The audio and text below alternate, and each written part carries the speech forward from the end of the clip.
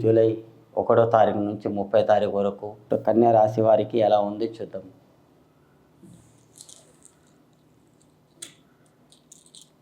ఈ కన్యా రాశి వారికి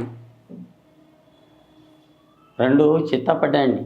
1 2 చిత్తపడ్డాయి, 3 బోల్తా పడ్డాయండి. 1 2 3 బోల్తా పడ్డాయండి. ఈ 3 దాంట్లో ఆలోచన రేఖాటం ప్రశ్న ఒక స్థానం. మీకు వచ్చే భార్య లక్ష్మి కళ ఉందండి. మీకు వచ్చే భర్త కూడా రాముడు లాంటి వాడు వస్తాడండి. సంబంధం దగ్గరదే కానీ దూరంది కాదు. మేనరికం సంబంధం చేసుకోండి, చాలా మంచిగా ఉంది. ఎక్కడ పోయినా కానీ మీకు మహాలక్ష్మి రేఖలు ఉన్నాయి. ఈ కన్యా రాశి వాళ్ళు చాలా మంచి వాళ్ళు, చాలా జ్ఞానం వాళ్ళు. మీరు తెలివితోని పని చేస్తారమ్మా. మీ తెలివిని ఉపయోగించి పని చేస్తారు. మీరు కనిపించే 10 మందికి ఎలా కనిపిస్తారంటే ఇది పిచ్చోళ్ళు కదా, బిడ్డలు కదా అనుకోవాలి. మీరు చాలా హుషారు ఉన్నారమ్మా, చాలా టక్కుల మారి. మీరు ఒకరి భేదం మీరు బెల్లం పెట్టి గుంజుకుంటారు. మీ భేదం ఎవరికి ఇయ్యరండి. అలాంటి గుణం ఉందండి మీది. కానీ అదృష్టం రేఖాటంలో కానీ మీకు బాగుంది. కానీ మీ అదృష్టం రేఖాటంలో మీ పుడకలు చూడండి, మీరు 10-12 సంవత్సరాల వరకు సుఖపడే జీవితం ఉంటుందండి.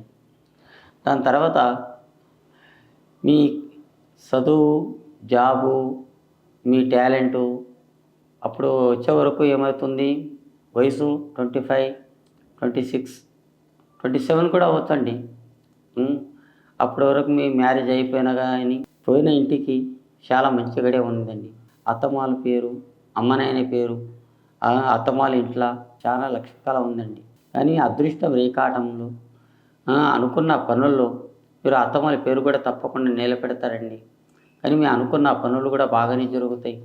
కోరిన ప్రశ్నలు కానీ, చేసే పనుల్లో కానీ, రాబోయే దినాల్లో కానీ బాగా జరుగుతాయండి. కానీ కోరుకున్నది తప్పకుండా అవుతుంది. నిదానం చేయండి. మీరు ఎంత నిదానం చేయండి అంత బాగుంది మీ పేరు మీద. కానీ హస్తగడియలు బాగున్నాయి. ఏం తొందరపడకండి. ఆ భగవంతుని దయ వల్ల అనుకున్న పనుల్లో కానీ, కారోబార్లా, మీ జాబులా, మీ ఉద్యోగంలా ఏదైనా చేసినా కానీ మీకు మంచి గడియలు జరుగుతాయండి. ఇంకొకటి ఆలోచించండి. మీ పేరు మీద చూడండి, పిల్లలు పుట్టలేరు అని మీరు భార్య భర్తలు కొట్లాడకండి. ఎందు గురించి అంటే ఏ ట్రిప్ డాక్టర్లు వెళ్ళినాయి. డాక్టర్ దగ్గర సూచించుకోండి. భర్తకు లేకున్నా కానీ భార్యకి, భార్యకి లేకున్నా కానీ భర్తకి. ఏ ట్రిప్ కాళ్ళ బాగలేవు, డాక్టర్ దగ్గర చూపించుకోండి. డాక్టర్ ఎలా చెప్తారో వాళ్ళని నడవండి. ఇప్పుడు గురు పూజ చేస్తామండి. గురు పూజ చేసినా కానీ మీ పేరు మీద అర్చన చేపిస్తారండి. అర్చన చేపిస్తాం దేవుని దయ వల్ల. ఇంకా డాక్టర్ కన్నా మించింది ఏది లేదండి. దేవుని పూజ చేయండి. ఇంకా మనము డాక్టర్ కూడా వెళ్ళాలి. వెళ్తేనే అది ఆ పని అవుతుందండి. కానీ అదృష్టం రేఖాటంలో కూడా బాగుంది.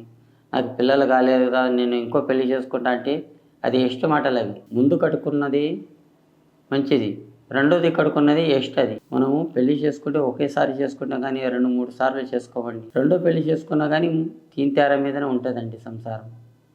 ఆమెకి ఎంతమంది పిల్లలు పుట్టినా కానీ ఎస్ట్. అది మొదటి భార్య చూసుకునేంత రెండో భార్య అంత ఘనంగా గమనించదండి. ఎందుకని గమనించదు? గమనిస్తుంది. ఏమంటే నాకు పిల్లలు ఉన్నారు, నేనే బాగా చూసుకుంటా అని నా దగ్గరనే వస్తాడు అన్నట్టు ఆమె ఆలోచిస్తుంది. కానీ ఫస్ట్ కట్టుకున్న భార్య ఎంత బాధపడుతుంది. ఆ పని మీరు చేయవద్దండి. కానీ ఆ భగవంతుని దయ వల్ల రామునికి సీత ఒక్కాయమ ఉంది. మీరు కూడా రాముల్లాగా శ్రీకృష్ణులాగా చేయకండి. ఆ భగవంతుని పేరు మీద. కానీ అదృష్టం రేఖాటంలో కూడా మీ పేరు మీద బాగానే జరుగుతుందండి. కోరిక అనుకున్న పనుల్లో, చేసే పనుల్లో మీకు బాగా జరుగుతాయండి. జై శ్రీరామ్.